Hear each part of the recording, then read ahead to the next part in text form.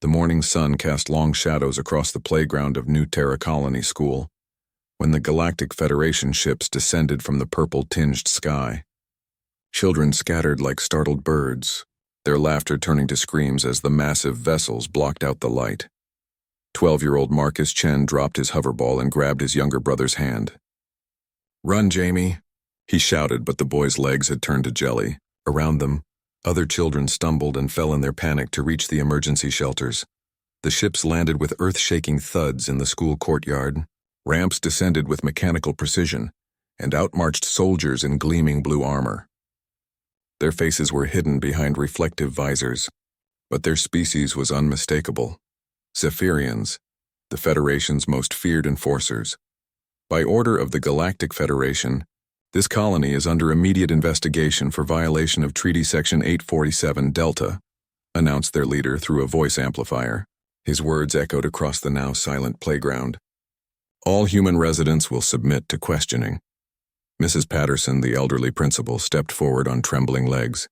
"Please, there are only children here. The adults are working in the mining district. Whatever violation you believe has occurred, surely we can discuss this civilly." The Zephyrian commander's head tilted. Even through his visor, his contempt was palpable. "Humans have no concept of civility. Your species spreads like a plague across peaceful worlds, taking what doesn't belong to you. This colony was legally established," Mrs. Patterson protested, her voice gaining strength. "We have all the proper documentation." "Documentation fabricated by your corrupt officials," the commander interrupted. "We have evidence that this colony was built on a sacred Nixari burial ground.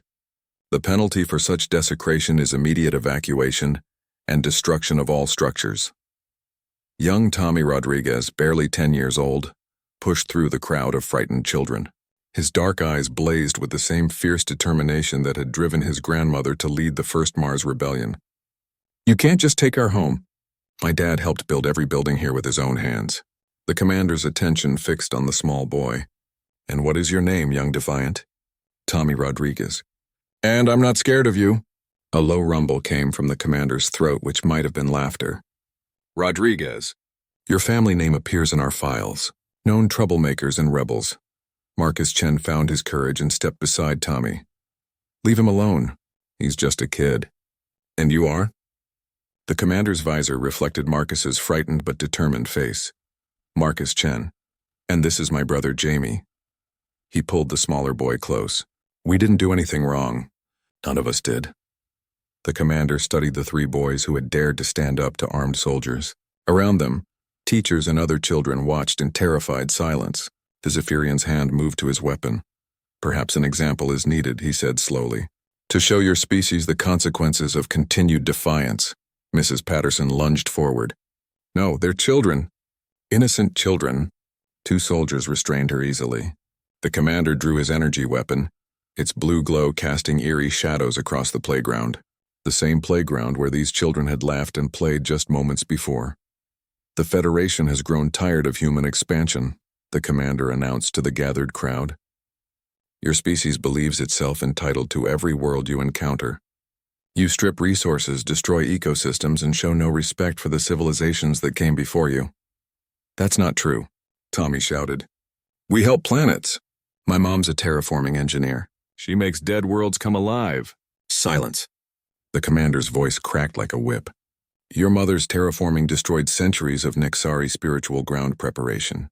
The dead do not rest easily when humans trample their sacred spaces."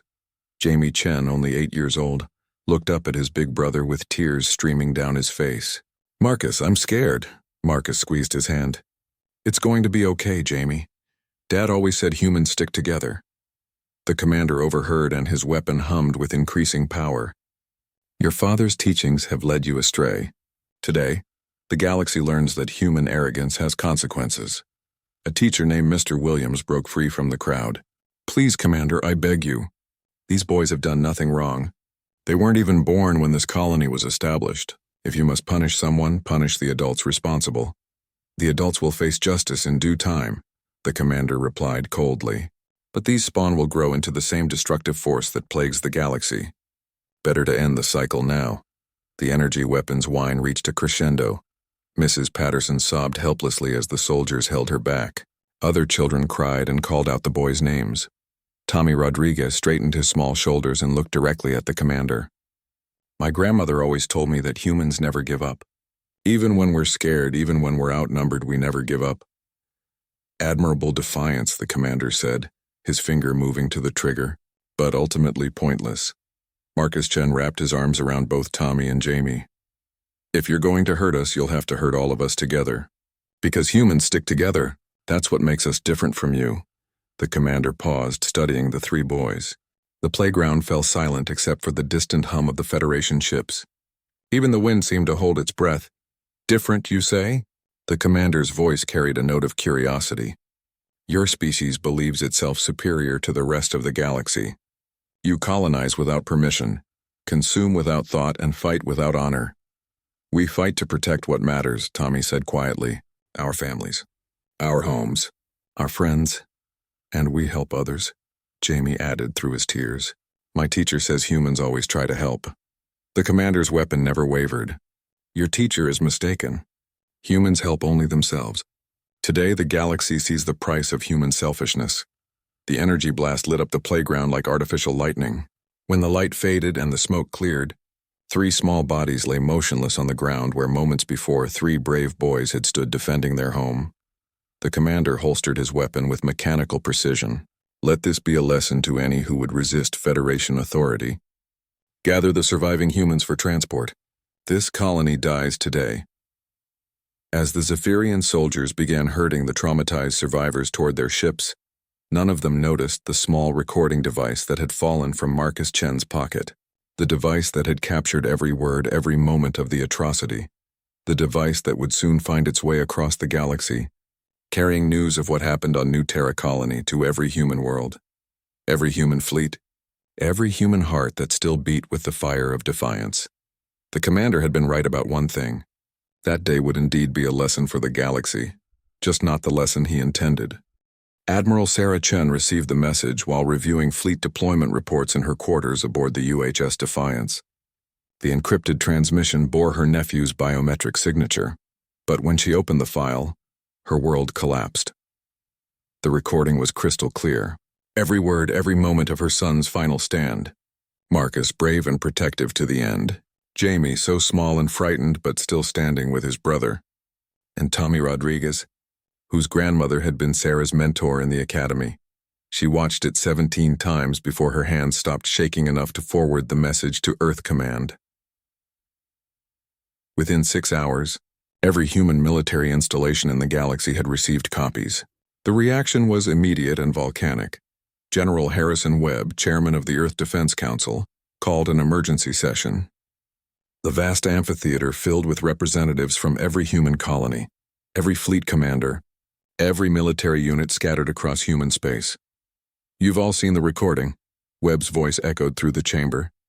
3 children, executed in cold blood for the crime of standing up to invaders. The silence that followed was not peaceful. It was the silence of a storm gathering strength. Commander Elena Vasquez of the Mars fleet stood first. My ships are ready to move, General. Just give us coordinates. Mine as well, called Captain Zhang from the Belt Mining Consortium. Every ship, every pilot, every gun. And the outer rim colonies, added Governor Martinez via hologram. We've already begun evacuation of non-combatants to secure facilities. General Webb nodded grimly. I've spoken with President Morrison.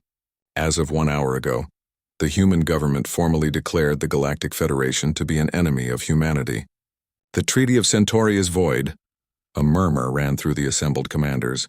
The Treaty of Centauri had kept peace between humans and the Federation for 2 decades.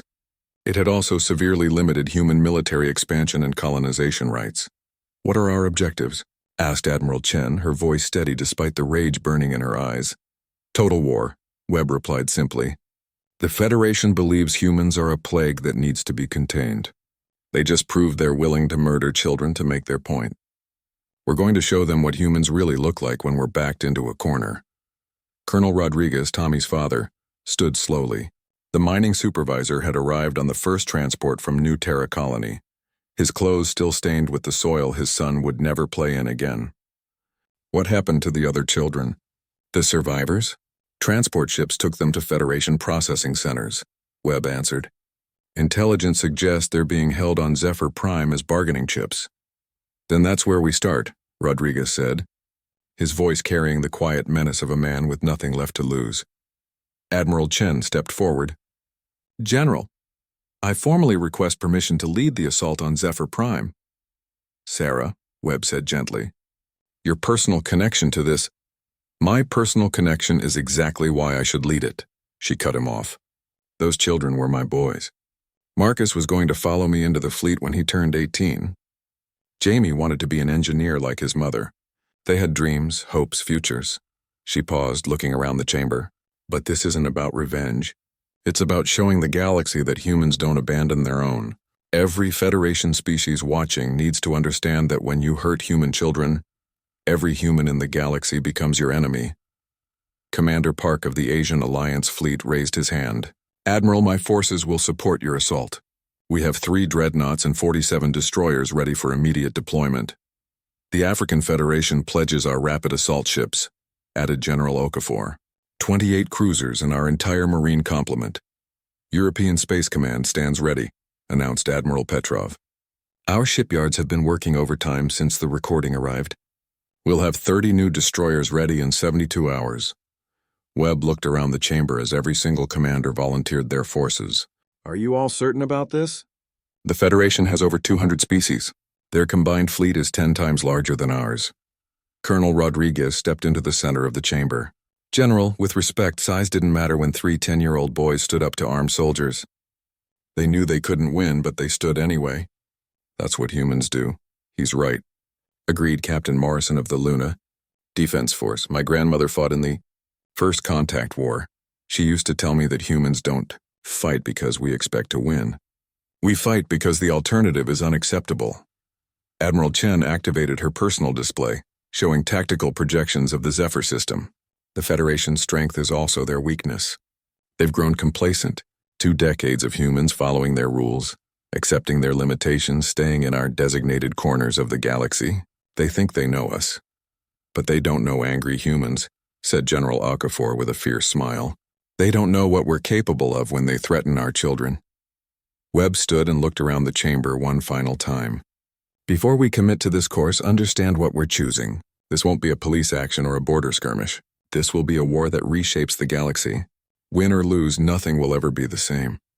The vote was unanimous. Admiral Chen began outlining the assault plan. Zephyr Prime is heavily defended, but our intelligence indicates most of their fleet is scattered across the galaxy maintaining occupation forces. We'll hit them hard and fast before they can consolidate their defenses.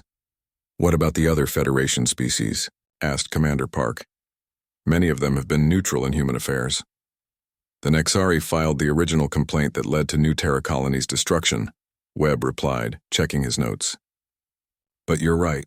Species like the Crystalline Consortium and the Aquatic Collective have maintained friendly relations with humanity. We'll make it clear this is between humans and those who support child murder, said Admiral Chen. Any species that stands aside will be left alone. Any species that actively helps us will be remembered as friends. And any species that stands with the Federation, she didn't need to finish the sentence. Commander Vasquez pulled up fleet deployment charts. How long do we have before the Federation realizes what we're planning? They already know, Webb admitted. The moment that recording started spreading, they began mobilizing their forces. But they're making the same mistake they've always made with humans, which is, asked Captain Morrison. They think we're predictable, Rodriguez said, understanding immediately. They expect us to be angry, make demands, maybe launch a few retaliatory strikes. They don't expect us to burn their empire down. Admiral Chen smiled grimly. Marcus always said his favorite historical figure was William Sherman. He understood that sometimes peace requires making war so terrible that no one wants to repeat it. The chamber fell quiet as the implications sank in. They weren't just planning to rescue the children or seek justice for the murdered boys. They were planning to demonstrate to every species in the galaxy that humans, when pushed too far, were capable of anything. When do we begin? Asked Colonel Rodriguez. Tomorrow, Webb replied. Every ship, every marine, every weapon humanity can muster. The Federation wanted to teach the galaxy a lesson about human arrogance. Instead, they're about to learn what human determination looks like when there's no other choice. As the commanders began filing out to prepare their forces, Admiral Chen remained behind, staring at the recording of her nephew's final moments. Tomorrow, the galaxy would discover that killing human children hadn't ended the cycle of human expansion. It had begun something far more dangerous. The human fleet assembled at the edge of the Zephyr system looked nothing like the organized formations the Federation expected. Instead of neat battle lines and predictable tactics, nearly 400 human ships of every size and design formed loose clusters that defied military doctrine. Admiral Chen stood on the bridge of her flagship, watching the tactical display with satisfaction. Battleships designed for siege warfare clustered near mining vessels converted into missile platforms. Fast attack corvettes darted between massive cargo haulers now bristling with weapons. Even civilian ships had joined the fleet, their holds packed with marines and supplies. "Admiral, incoming transmission from Zephyr Prime," reported her communications officer. "Put it through." The main screen flickered to life, revealing a Zephyrian in ceremonial military dress. His blue-scaled face showed no emotion, but his compound eyes reflected the nervous energy of someone who suddenly realized their situation had changed. Dramatically, "I am Supreme Commander Vex High of the Galactic Federation Defense Force. You are trespassing in Federation space with hostile intent. Withdraw immediately or face the consequences." Admiral Chen stepped forward, her expression cold as space itself. "I am Admiral Sarah Chen of the Human Fleet. I'm here for the children you kidnapped from New Terra Colony. The human juveniles are being held pending investigation into their colony's illegal activities," Vex High replied stiffly.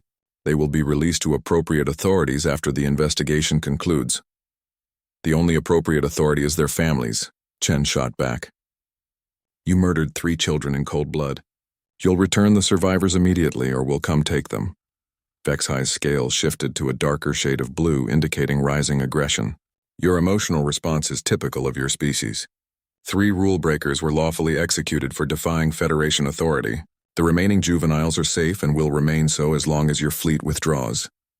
Chen activated her tactical display, showing the spread of human ships throughout the system. "Supreme Commander, you seem to be under the impression that this is a negotiation. Let me clarify. We're not here to talk. We're here to collect our children and demonstrate the consequences of murdering human kids. Your fleet is impressive for such a primitive species," Vex High admitted, "but you are severely outnumbered. Zephyr Prime is defended by 12 battle stations, 47 capital ships, and over 200 support vessels. You cannot win. Win?"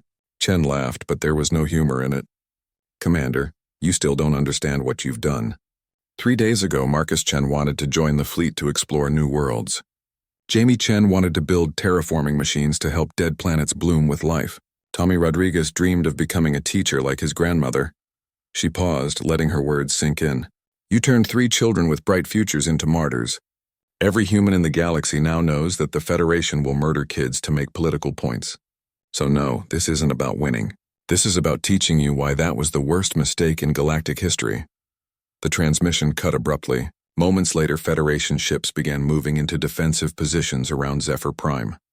"All ships, this is Admiral Chen," she broadcast on the fleet-wide channel. "The Federation has chosen to protect child murderers rather than pursue peace. Operation Righteous Fury is now active. Remember why we're here. Remember Marcus, Jamie, and Tommy. Show the galaxy what humans do to anyone who hurts our children." The human fleet erupted into motion. Unlike the orderly advance the Federation expected, human ships attacked from every direction simultaneously. Mining vessels, their cargo holds converted into massive railgun platforms, opened fire from extreme range. The converted ships couldn't match the accuracy of military weapons, but they didn't need to. Their role was to overwhelm Federation sensors and draw defensive fire.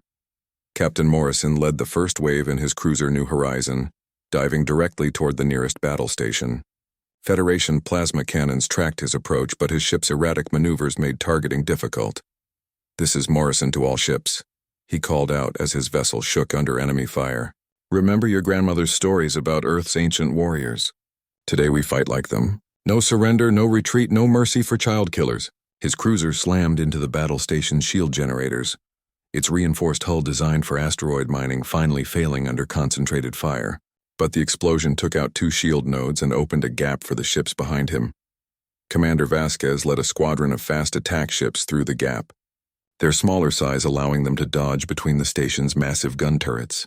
"This is for Marcus," she shouted as her torpedoes found their mark in the station's reactor core. The explosion lit up space like a small sun. The first battle station was down, but 11 more remained, along with the Federation fleet now moving to intercept. Admiral Chen watched the tactical display with grim satisfaction. Human casualties were mounting, but so were Federation losses. More importantly, the human attack pattern was completely disrupting Federation defensive plans. "Admiral, the Zephyrian fleet is trying to form a defensive wall around the planet," reported her tactical officer. "Let them," Chen replied. "Admiral Petrov, begin your run." On the far side of the system, Admiral Petrov's European squadron had been waiting in the shadow of Zephyr's largest moon. 30 newly constructed destroyers, built specifically for this mission and equipped with the most advanced weapons human technology could produce. "Remember, these ships killed children," Petrov broadcast to his squadron. "Today we show the galaxy that humans protect their young at any cost." For Marcus, Jamie, and Tommy, the European destroyers accelerated to maximum speed, their new engines pushing them far faster than any Federation ship could match. They streaked toward the planetary defensive grid like meteors, their approach so rapid that Federation gunners had only seconds to track them. The lead destroyer, Tommy Rodriguez, took devastating fire but held course until it rammed directly into Zephyr Prime's primary orbital defense platform. The explosion sent debris raining down on the planet's surface, visible even through the thick atmosphere. "Breakthrough achieved," Petrov reported calmly, even as his own ship shook under enemy fire. "The children's road home is clear." General Okafor's African Federation Marines were already loading into assault shuttles. These weren't military transports but converted mining and cargo ships, their holds packed with soldiers whose only mission was to reach the surface and recover the kidnapped children. "Listen up," Okafor addressed his Marines as their ships prepared to launch. "We don't know exactly where they're holding our kids, but we know they're down there. Every building, every bunker, every hiding place. We tear that planet apart if we have to." The assault shuttles launched from dozens of ships simultaneously, presenting hundreds of targets for the remaining Federation defenses. Many shuttles were destroyed before reaching atmosphere, but enough survived to begin landing troops across Zephyr Prime's surface. Back in space, Admiral Chen watched as her fleet continued its relentless assault. Human ships were dying, good people were sacrificing everything, but the Federation's defensive positions were crumbling. "Admiral," her communications officer called out, "we're receiving a transmission from the planet's surface. Federation frequencies. Put it through." Supreme Commander Vexhai appeared on screen again, but his ceremonial uniform was now scorched, and his compound eyes showed clear panic. "Admiral Chen, this madness must stop. Your attack is violating every treaty of civilized warfare. The only treaty that mattered was the one that said children are off limits," Chen replied coldly. "You broke that treaty when you murdered Marcus, Jamie, and Tommy. We are prepared to release the surviving juveniles if you call off your attack." Chen shook her head. "Too late for negotiations, Commander. My Marines are already on their way to collect our children. As for your offer, here's my counter-proposal. Surrender unconditionally and we'll consider letting some of your people live." "You cannot be serious. This is genocide." "No," Chen said quietly.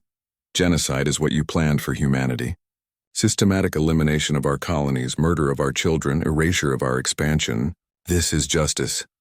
The transmission ended as another Federation battle station exploded under concentrated human fire. The surviving Federation ships were in full retreat, abandoning their posts to save themselves. On the planet's surface, General Okafor's Marines were fighting their way through Zephyr Prime's cities, following intelligence reports about detention facilities. Every Federation soldier they encountered faced humans who fought with the desperate fury of parents searching for lost children. The war for Zephyr Prime was far from over, but the outcome was no longer in doubt.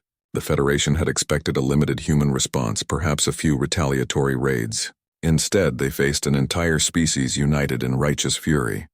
As Admiral Chen prepared for the final phase of the assault, she looked at the picture of her nephews on her command console. "Almost there, boys," she whispered. "We're coming to bring everyone home." The detention center beneath Zephyr Prime's capital city had been designed to hold political prisoners, not terrified children. Sergeant Maria Santos crept through the darkened corridors with her squad, their helmet lights cutting through the gloom as emergency power flickered overhead. "Reading human biosigns 2 levels down," whispered Private Chen, no relation to the Admiral but sharing her determination. His scanner painted green dots on their tactical display. 43 signatures, all juvenile patterns. Santos felt her heart rate spike. 43 children when there had been 78 survivors from New Terra Colony. She forced herself to focus on the mission. Questions about the missing kids would have to wait. "Thermal shows 12 Federation guards between us and the children," reported Corporal Washington. "They're dug in around the detention block entrance." "Standard breach protocol," Santos ordered. "Remember, we need at least 1 guard alive for questioning about the missing children." The squad moved with practiced precision through the facility's maze of corridors. Above them, the sounds of orbital bombardment shook dust from the ceiling as Admiral Chen's fleet continued reducing Zephyr Prime's defenses to rubble. They reached the detention block's outer perimeter to find Zephyrian guards in full combat armor, their energy weapons charged and ready. The aliens had clearly expected this assault and positioned themselves to make the humans pay dearly for every meter. "This is for the boys on New Terra," Santos whispered, then gave the signal. Flashbang grenades exploded in sequence, overloading Zephyrian visual sensors. Human Marines burst from cover, their kinetic weapons proving devastatingly effective against alien armor designed to stop energy weapons. The firefight was brief, but vicious. Federation technology was more advanced, but human tactics were born from centuries of warfare against their own species. They knew how to fight dirty, how to turn superior firepower against itself. "Sector clear," reported Washington as the last Zephyrian guard fell. 1 survivor secured for questioning. Santos knelt beside the wounded alien, his blue blood pooling on the metal floor. "Where are the other children?" "We know you took 78 from New Terra." The Zephyrian's compound eyes focused on her with difficulty. The others were transferred." "Transferred where?" Santos demanded. "Processing facility. Nexus station," he gasped before his eyes went dark. Santos felt ice form in her stomach. Nexus Station was the Federation's primary research facility, where they conducted experiments on alien biology. If the missing children had been sent there, "Sergeant," Private Chen called from the detention block entrance, "we've got access to the holding cells." She pushed the terrible implications aside and focused on the children they could save. The heavy blast door slid open with a grinding sound, revealing a corridor lined with energy barriers. Behind those barriers, 43 human children huddled together in groups, their young faces marked by days of terror and uncertainty. They looked up as the Marines approached, their eyes wide with fear until they saw familiar human faces. "It's okay," Santos called out, her voice gentle despite the rage burning in her chest. "We're here to take you home." A girl of about 14 stepped forward, clearly having appointed herself spokesperson for the younger children. "Are you real? They said humans would never come for us." "We're real," Santos assured her, working to disable the energy barriers. "I'm Sergeant Santos with the Earth Defense Forces." "What's your name?" "Lisa Patterson. Mrs. Patterson was my grandmother." The girl's voice broke slightly. She's safe," Santos lied smoothly, not wanting to tell the child that her grandmother had died of a heart attack while watching the recording of the boy's execution. "We're going to get all of you back to your families." As the barriers deactivated, children began streaming out of their cells. Santos noticed immediately that these were all from the younger age groups. "No teenagers except Lisa. No children over 15. "Lisa," she asked carefully, "where are the older kids?" The girl's face went pale. "They took them yesterday. Said they were going somewhere for advanced processing." The guards laughed when they said it. Santos activated her comm unit. "General Okafor, this is Santos. We have 43 children secured, but 35 are missing. They were transferred to something called Nexus Station for advanced processing." The silence on the comm channel lasted several heartbeats. When Okafor's voice came back, it carried a note of barely controlled fury. "Understood, Sergeant. Get those children to the extraction point. We'll handle the missing ones." "Sir, what's Nexus Station?" "Hell," came the simple reply. "It's where the Federation conducts medical experiments on captured species. If our kids are there..." Santos closed her eyes for a moment, then opened them with renewed determination. General, my squad requests permission to join the Nexus Station operation. Denied. Your mission is to get those children safely off-planet. Other teams will handle Nexus Station. With respect, sir, those are our children too. And that's exactly why you're not going. Okafor's voice softened slightly. The Nexus Station team will need to focus on their mission without worrying about friendly fire from Marines operating on pure rage. Get our kids home, Sergeant. That's how you help. Santos knew he was right, but it didn't make the orders any easier to follow. She gathered the rescued children and began moving toward the extraction point, her squad forming a protective perimeter around the group. Above ground, the fighting continued as human forces systematically dismantled Zephyr Prime's defensive infrastructure. Admiral Chen had moved her command ship into orbit around the planet, close enough to personally oversee the ground operation. Admiral, her tactical officer reported, we've confirmed the existence of Nexus Station. It's a deep space facility in the Void sector, approximately 6 days' travel from here. Chen studied the intelligence reports flowing across her screens. Nexus Station was the Federation's most classified research facility, where they studied captured alien specimens to develop new weapons and countermeasures.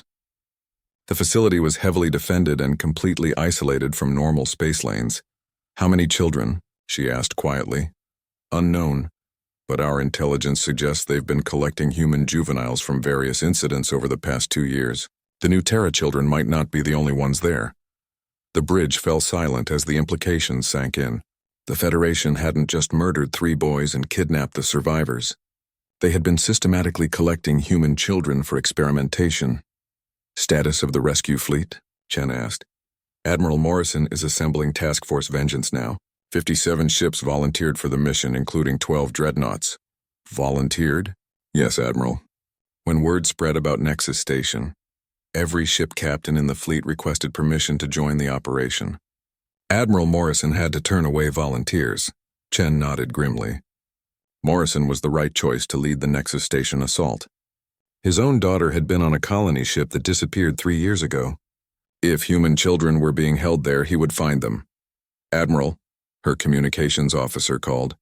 Incoming transmission from Earth Command. Priority Alpha. Put it through. President Morrison, no relation to the Admiral, appeared on the main screen.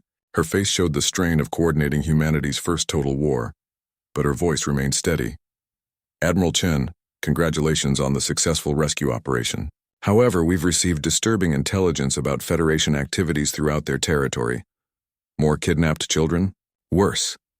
Our deep space reconnaissance has identified 12 facilities similar to Nexus Station scattered across Federation space. Each one appears to be conducting experiments on captured humans, including children taken from isolated colonies. Chen felt her blood turn to ice. How many children are we talking about? Conservative estimates suggest over 3,000 human juveniles currently held in Federation research facilities. Some may have been there for years. The bridge crew exchanged shocked glances. What had started as a rescue mission for 43 children from New Terra Colony had become something far larger and more horrible. Ma'am, what are our orders? President Morrison's expression hardened. The orders remain the same, Admiral. Totava. But now we understand the true scope of what we're fighting. The Federation hasn't just been limiting human expansion. They've been systematically kidnapping our children for medical experiments. They turned our kids into lab rats, Chen said, her voice deadly quiet. Exactly, which is why I'm authorizing Operation Clean Sweep. Every Federation research facility, every detention center, every classified installation. We're going to tear their entire empire apart until we find every human child they've stolen. Chen looked at the tactical display showing Federation space. Hundreds of worlds, thousands of installations, millions of potential hiding places for captured children. It would take years to search them all and the casualties would be enormous. But the alternative was abandoning human children to Federation experimentation. Understood, Madam President. The fleet stands ready. Admiral, there's one more thing. The recording of the boy's execution has reached non-aligned species throughout the galaxy. Several have offered to help locate Federation research facilities. It seems the Federation has been taking children from other SBE. Admiral Morrison's task force materialized at the edge of the Void sector, like ghosts emerging from hyperspace. Nexus Station hung in the darkness between stars, A massive installation that looked more like a mechanical spider than anything built by civilized beings. Preliminary scans confirmed the intelligence reports, his tactical officer reported. The station is divided into 12 research sectors, each one independently shielded and defended. Morrison studied the alien structure through his flagship's main viewer. Somewhere in that abomination were human children, who had been stolen from their families and subjected to experiments he couldn't bear to imagine. His own daughter Sarah might be among them. "Any sign of the children?" he asked quietly. "Biosigns are heavily shielded, sir. We're detecting multiple life forms, but species identification is impossible from this range." "Then we go in and look ourselves," Morrison decided. "Signal the fleet." Operation Guardian Angel is now active. The human ships spread out around Nexus Station in a formation that defied every principle of traditional naval warfare. Instead of maintaining safe distances and coordinated firing patterns, they moved in close, accepting enemy fire in order to minimize the risk of accidentally damaging areas where children might be held. The station's automated defenses opened fire immediately, but the weapons seemed designed more for intimidation than destruction. Energy beams that should have crippled human ships instead delivered precise controlled damage. "Sir," reported his science officer, "their weapons are set to disable, not destroy. They want to capture our ships intact." Morrison's expression darkened. "They want more test subjects. All ships ignore defensive fire and close to docking range. Whatever happens, we don't let them take any more humans alive." The human assault began with surgical precision. Marines in powered armor breached the station's hull at dozens of points simultaneously, their shaped charges opening pathways into different research sectors. Captain Rodriguez, Tommy's uncle, led his team through a breach in Sector 7. The corridors beyond were sterile white, filled with the hum of alien technology and the occasional sound of something moving in the darkness. "Motion detectors are going crazy," reported his point man. "Reading movement everywhere, but visual is clear." "Stay sharp," Rodriguez ordered. "This place feels wrong." They advanced through the research facility's maze of corridors, passing laboratories filled with equipment they couldn't identify. In one room, massive tanks contained swirling green liquid. In another, surgical tables were equipped with restraints designed for human-sized subjects. "Captain," called Corporal Adams from a side corridor, "you need to see this." Rodriguez found his Marine standing before a wall of transparent aluminum, staring into what appeared to be an observation room. Beyond the barrier, a dozen human children sat in a circle on the floor, completely motionless. "Are they—" Rodriguez couldn't finish the question. Adams checked his scanner. "Alive, but barely. Their vital signs are extremely weak. Whatever they've been doing to them." Rodriguez moved to the control panel beside the barrier. The alien symbols meant nothing to him, but he recognized a manual override when he saw one. The transparent wall slid aside with a soft hiss. The children didn't react to the opening. They continued sitting in their perfect circle, staring straight ahead with empty eyes. Rodriguez approached slowly, his heart breaking with each step. "Hey there," he said gently, kneeling beside the nearest child, a boy of about 12. "I'm Captain Rodriguez. We're here to take you home." The boy's eyes shifted to focus on him, but there was no recognition, no hope. No humanity in that gaze, just blank acceptance of whatever was about to happen. They drugged them, Adams realized, checking his scanner readings, some kind of neural suppressant. They're conscious but can't think clearly. Rodriguez activated his comm unit. "Admiral Morrison, this is Rodriguez. We've found children in Sector 7, but they've been chemically sedated. We need medical teams immediately." "Understood, Captain. Medical teams are being dispatched to all sectors." "What's their condition?" Rodriguez looked at the 12 children, each one staring into nothing with drugged compliance. "They're alive, sir. But whatever the Federation did to them, I don't know if they're still really there." In Sector 3, Lieutenant Chen led her squad through what appeared to be a surgical complex. The operating theaters were equipped with restraints and monitoring equipment, but the most disturbing feature was the viewing galleries overlooking each room. They were watching, she realized with horror. The experiments were entertainment. Her scanner beeped softly, indicating human biosigns nearby. Following the signal, she found a recovery ward filled with small beds, each one occupied by a child who had clearly undergone some form of medical procedure. "What did they do to them?" whispered Private Morrison, the Admiral's nephew. Chen checked the nearest child, a girl of about 10 whose arm had been replaced with some form of mechanical prosthetic. The device was clearly alien technology, grafted directly onto human bone and connected to the nervous system. They were testing augmentation procedures, she said, fighting to keep her voice steady, using our children as experimental subjects. The girl's eyes opened at the sound of voices. Unlike the sedated children in Sector 7, this one was fully aware and conscious. When she saw human faces, tears began streaming down her cheeks. "Please," she whispered. "Please don't let them take me back to the surgery room. I'll be good, I promise." Chen felt her heart shatter, but she kept her voice gentle. "Nobody's taking you anywhere you don't want to go. We're humans like you. We're here to bring you home." "Home?" The girl's face showed confusion. "They said humans didn't want us anymore. They said we were broken now." "That's not true," Chen assured her, carefully examining the mechanical arm. "Your families are looking for you. Everyone's been looking for you." Admiral Morrison received reports from all 12 sectors simultaneously. The numbers were staggering. Over 400 human children, ranging in age from 6 to 17, had been held in various research programs. But the children weren't the only victims. "Admiral," reported Captain Singh from Sector 5, "we found non-human juveniles as well. At least 200 individuals from a dozen different species." Morrison's tactical display updated with each new report. The Federation hadn't just been experimenting on human children. They had been systematically kidnapping young beings from across the galaxy, using them as test subjects for medical procedures, psychological experiments, and augmentation research. "Sir," his communications officer called. "Incoming transmission from the station's control center. Federation frequencies.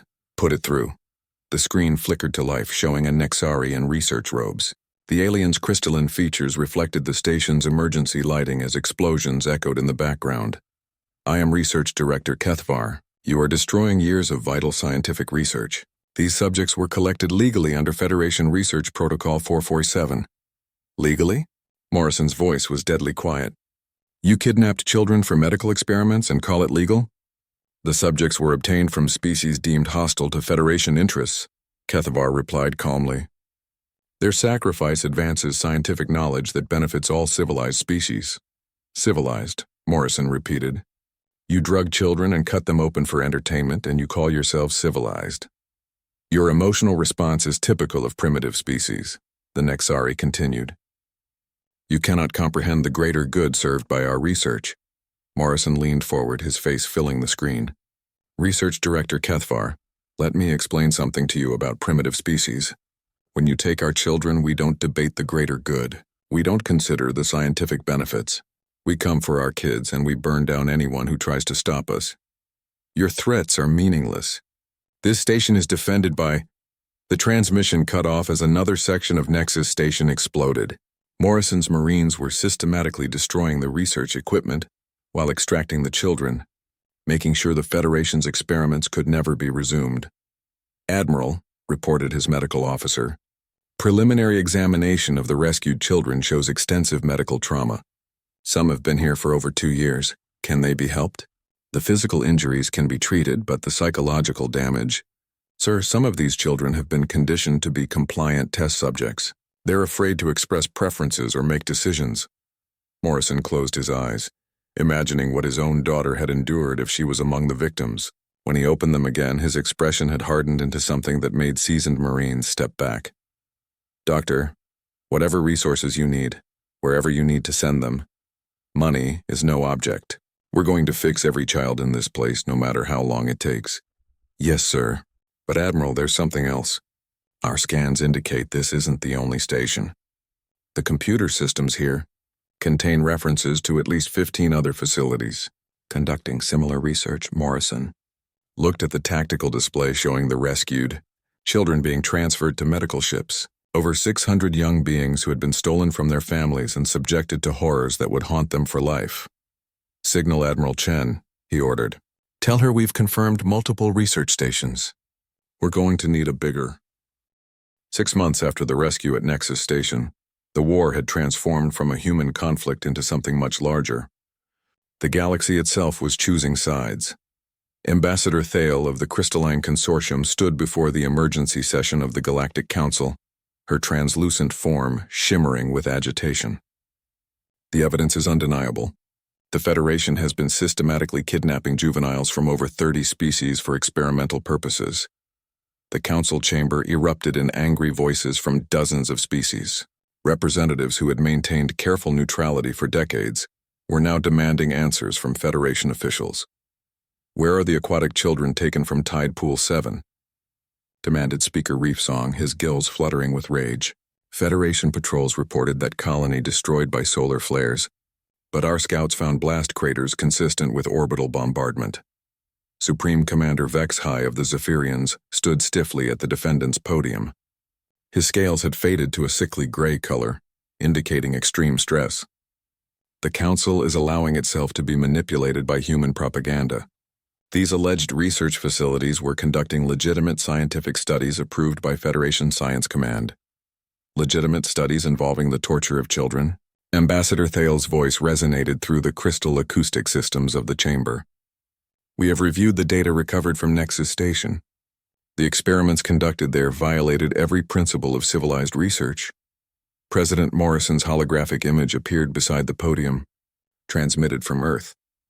Members of the Council, humanity requests permission to present evidence directly. The Council Speaker, an ancient being whose species had helped found the galactic community, nodded slowly. Permission granted. Morrison's image was replaced by footage from the rescued children's medical examinations. The chamber fell silent as delegates witnessed the extent of Federation experiments. Mechanical limbs grafted onto human children.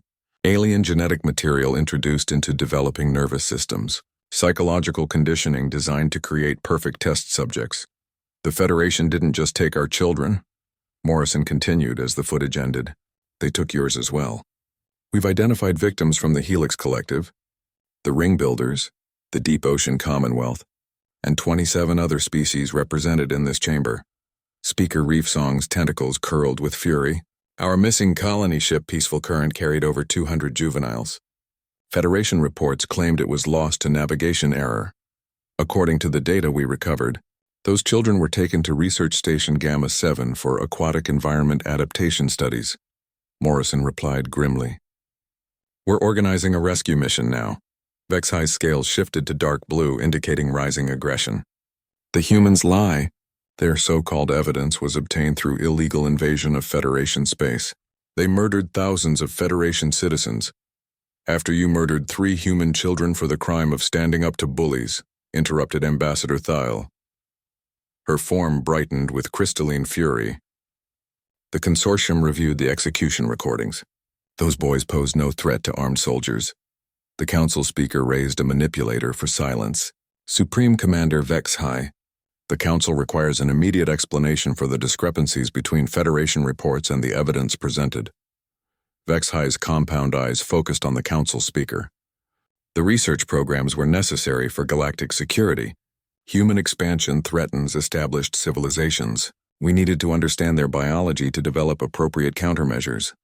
By torturing children? The question came from Representative Hive Mind Alpha of the collective.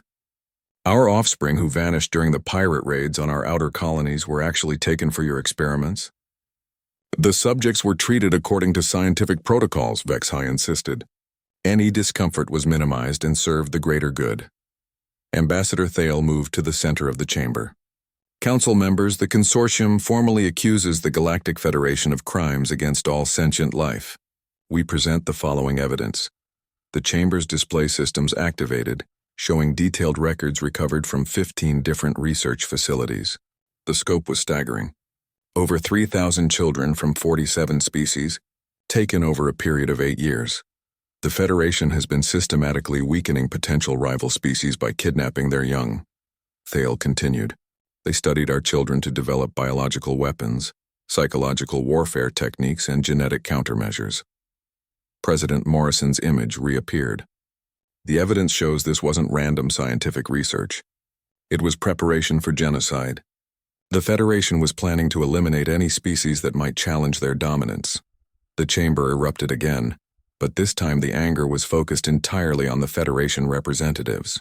Species that had been allies for centuries were now demanding answers about missing children, destroyed colonies, and mysterious disappearances. Council Speaker, called Representative Grove of the Botanical Alliance, our seedlings taken during the blight investigations on Garden World. Prime were actually harvested for Federation. Experiments on plant-animal hybrid genetics. The ring builder. Juveniles lost during structural inspection. Accidents were used to test gravitational manipulation. Devices, added constructor. Prime. Our young ones died so the Federation could build better weapons.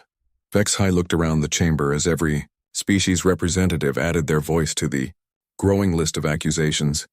You are allowing human extremists to poison your judgment. The research served all our interests. Whose interest? Demanded Speaker Reefsong. Your experiments killed my nephew. He was taken at age 7 and died during surgical procedures to test underwater breathing apparatus for Zephyrian soldiers. The council speaker raised multiple manipulators for order. Supreme Commander HFY, does the Federation have any evidence to counter these accusations? The accusations are based on human lies and forgeries, HFY replied, but his voice lacked conviction. Humans are known for their deceptive practices. Ambassador Thale gestured and her aide activated a portable holographic projector. Then perhaps the Supreme Commander can explain this. The projection showed Federation Supreme Chancellor Kethmore in his private office, speaking to his military advisors. The recording had been taken just days before the new Terra colony incident. The human expansion must be stopped permanently. Kethmore's voice filled the chamber. Our research on their juveniles has provided valuable intelligence about their psychological vulnerabilities. When we eliminate their colonies, we must ensure no breeding pairs survive to continue their bloodline. The chamber fell silent. The Federation's highest official, speaking casually about genocide. The recording continues. Thale said softly. The execution of the 3 juveniles on New Terra will serve multiple purposes. Kethmore continued in the projection. It will provoke a human response that justifies our military retaliation, and it will demonstrate to other species the consequences of defying Federation authority. HFY's scales had gone completely white, indicating shock or defeat. This recording could be fabricated. We anticipated that defense, President Morrison said. We've prepared authentication data using 17 different analysis methods. The recording is genuine. The council speaker's ancient voice carried notes of deep sadness. In 4,000 years of galactic civilization, we have never encountered evidence of systematic genocide preparation. The charges against the Federation are the most serious in council history. What does humanity propose? Asked Ambassador Thale. Morrison's image straightened. Complete dissolution of the Federation government, immediate release of all kidnapped beings, full reparations to victim species, and trials for everyone involved in the research programs. You ask for too much, HFY protested. The Federation represents over 200 worlds. The Federation represents child murderers and torturers, interrupted Representative Hive Mind Alpha. The collective formally severs all ties with Federation member species. The consortium joins that declaration, added Ambassador Thale, as does the aquatic. Commonwealth, said Speaker Reefsong. One by one, every non-Federation species in the chamber declared their separation from the organization. Within an hour, the Galactic Federation had lost all legitimacy and most of its member species. Council Speaker, President Morrison said as the declarations concluded, humanity requests permission to continue rescue operations for all kidnapped beings, regardless of species origin. The Council Speaker considered the request. Permission granted. However, the Council requires human forces to accept oversight from consortium observers to ensure appropriate conduct. Agreed. Morrison replied immediately. We don't want conquest. We want our children back, all of our children from every species. HFY stood alone at the defendant's podium, abandoned by his allies and facing a chamber full of hostile delegates. This council has been deceived by human manipulation. The Federation will not submit to these illegal demands. Ambassador Thale's form blazed with crystalline light. Then the Federation chooses to face the consequences of their crimes alone. As the emergency session concluded, President Morrison remained connected to address the chamber one final time. 6 months ago, Federation soldiers executed 3 human boys. 1 year after the executions on New Terra Colony, Admiral Sarah Chen stood on the observation deck of her flagship. watching the final battle of the war unfold in the skies above the former Federation capital world. The combined fleet surrounding Zephyr Prime was unlike anything in galactic history. Human ships fought alongside crystalline consortium dreadnoughts, aquatic Commonwealth carriers, and vessels from 37 other species, all united by a single purpose: rescue every stolen child and ensure such atrocities never happened again. "Admiral," reported her tactical officer, "Federation Supreme Chancellor Kethamor is requesting terms for surrender." Chen turned away from the viewport, where Federation ships were burning in the void. The once mighty Federation fleet had been reduced to scattered remnants, their member species having either defected or been liberated by the Alliance forces. "Put him through," she ordered. The main screen flickered to life, showing the Nexari leader in his command bunker deep beneath Zephyr Prime's capital city. His crystalline features were cracked with stress, and his usual arrogant demeanor had been replaced by desperate fear. "Admiral Chen," Kethamor began, "the Federation is prepared to negotiate a cessation of hostilities." "There's nothing to negotiate," Chen replied coldly. "Unconditional surrender, immediate release of all prisoners, and submission to war crimes tribunals. Those are the only terms. You cannot expect us to simply—" "Chancellor," Chen interrupted, "6 hours ago, our forces rescued the last group of children from Research Station Omega. Among them was a 7-year-old aquatic girl who had been subjected to breathing experiments for over 3 years. She doesn't remember how to swim in her own species' natural environment because your scientists kept her in artificial atmosphere tanks." Kethamor's crystalline form shifted nervously. "The research was necessary for genocide," Chen finished. "We found your files, Chancellor. Operation Final Garden, Operation Deep Clean, Operation Silence. You weren't just experimenting on our children. You were preparing to exterminate every species that might threaten Federation dominance." Behind Chen, her bridge crew worked quietly at their stations, coordinating the final rescue operations across Federation space. In the past year, the Alliance had liberated over 8,000 children from 47 species, found scattered across hundreds of research facilities. "Admiral," her communications officer called softly, "incoming message from the children's hospital ship New Hope. They're asking if you want to speak with the new Terra survivors." Chen's expression softened for the first time in the conversation. "Put them through." The screen split to show the hospital ship's medical bay, where 43 children were gathered around a communications console. They had grown in the past year, both physically and emotionally, as teams of doctors and counselors worked to heal the trauma of their captivity. Lisa Patterson, now 15 and serving as spokesperson for her group, stepped forward. "Admiral Chen, we wanted to thank you." "You don't need to thank me," Chen replied gently. "You've been through enough." "Yes, we do," Lisa insisted, her voice carrying new strength. "Because you didn't just rescue us. You rescued everyone, all the children from all the species. You made sure no one else would go through what we did." Behind Lisa, other children nodded agreement. They represented 43 lives saved, but more importantly, they represented the beginning of justice for thousands of other young beings. "Marcus, Jamie and Tommy would be proud," added Michael Chen, no relation but adopted into the family after his parents died in the fighting. They started something that saved the whole galaxy. Chancellor Kethamor watched this exchange with growing understanding of how completely he had miscalculated human nature. "Admiral, surely we can reach some accommodation." "The accommodation was offered a year ago," Chen said, turning back to him. "Return our children and face justice. You chose war instead. We chose to maintain galactic order. You chose to murder children." Admiral Morrison's voice cut in as his image appeared on the split screen. "Chancellor, I've spent the past year searching through your research files. Do you know what we found in the psychological profile database?" Kethamor remained silent. "Plans to kidnap and condition children from every major species to serve as sleeper agents. You were going to turn stolen children into weapons against their own people." Morrison's voice carried the pain of a father who had found his own daughter among the victims. "My Sarah was selected for command conditioning protocol because intelligence tests showed high leadership potential." Chen watched Kethamor's expression as the full scope of his crimes was laid out. The Nexari leader had become something worse than a simple warmonger.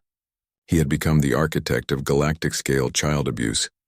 "Admiral Chen," came another voice from the communications array, Ambassador Thale of the Crystalline Consortium appeared on screen, her form blazing with righteous fury. The Galactic Council has reached its verdict. What's the decision? Complete dissolution of the Federation government. All member worlds are declared free to choose their own governance. War crimes tribunals will be conducted by joint species committees. And most importantly, the Galactic Child Protection Protocols have been established. Chen nodded approvingly. The protocols were humanity's gift to galactic civilization. An ironclad agreement that the children of any species were off limits in any conflict, backed by the combined military might of the Alliance. Furthermore, Thale continued, the rescued children have requested to address the Council directly. The screen shifted again to show Lisa Patterson standing before the assembled representatives of 47 species. The teenager who had once cowered in a Federation prison now faced the galaxy's leaders with quiet dignity. Council members, Lisa began, we, the survivors, want you to understand something important. What happened to us wasn't just about humans and the Federation. It was about anyone who thinks children are acceptable casualties in adult conflicts. Her words carried the weight of experience no child should have. We've seen what happens when grown-ups decide that their politics are more important than children's lives. The Federation took us from our families and used us as experiments because they thought we were expendable. The council chamber was silent as she continued. But we weren't expendable. We were children who wanted to learn, to grow, to become something wonderful. Marcus Chen wanted to explore new worlds. Jamie Chen wanted to build gardens on dead planets. Tommy Rodriguez wanted to teach other children about courage. Lisa's voice grew stronger. They died because they stood up to bullies. But their courage started something that saved thousands of other children. Not just human children, all children. Chancellor Kethamore watched this broadcast from his bunker, finally understanding the true magnitude of his failure. He had believed that eliminating a few human children would intimidate their species into submission. Instead, it had united the entire galaxy against him. The Federation formally surrenders, he announced quietly. Admiral Chen nodded. Surrender accepted. You will turn yourself over to Council authorities for trial. Your remaining forces will stand down immediately. All prisoners will be released to their respective species for repatriation. As the formal surrender was broadcast across Federation space, Chen allowed herself a moment of satisfaction. The war was over. The children were safe. Justice would be served. Admiral, her aide approached with a data pad. Final casualty reports. Chen reviewed the numbers soberly. The Human Alliance had lost over 2 million military personnel in the fighting. 37 worlds had been damaged or destroyed. The economic cost would take decades to repay. But they had rescued 8,247 children from 47 species and prevented the genocide of billions. Admiral, Lisa Patterson's voice came from the speakers. There's something else we wanted to tell you. Chen looked up at the screen showing the rescued children. What is it? We've been talking with the children from other species, sharing our experiences and helping each other heal. We want to create something together, a memorial to Marcus, Jamie, and Tommy, but also a promise. What kind of promise? Lisa smiled, and for the first time in a year it was the genuine smile of a teenager who had found hope again. A promise that we'll remember what happened to us and we'll make sure it never happens to anyone else's children. We're going to become teachers, doctors, diplomats, and yes, some of us will become soldiers. But we'll always remember that the most important thing is protecting the children who come after us. Chen felt tears forming in her eyes. These children who had suffered so much were choosing to dedicate their lives to ensuring other children never face the same horrors. I think Marcus, Jamie, and Tommy would be very proud of all of you, she said softly. As the communications ended, Chen turned back to the viewport, where the last Federation ships were powering down their weapons in surrender. In the distance, medical ships were already departing with the final groups of rescued children, taking them home to families who had never stopped hoping. The 3 boys who died on New Terra Colony had indeed started something remarkable. Their courage in the face of overwhelming force had inspired an entire galaxy to unite in defense of the innocent. The Federation's attempt to eliminate human expansion had instead created the strongest alliance in Galacti.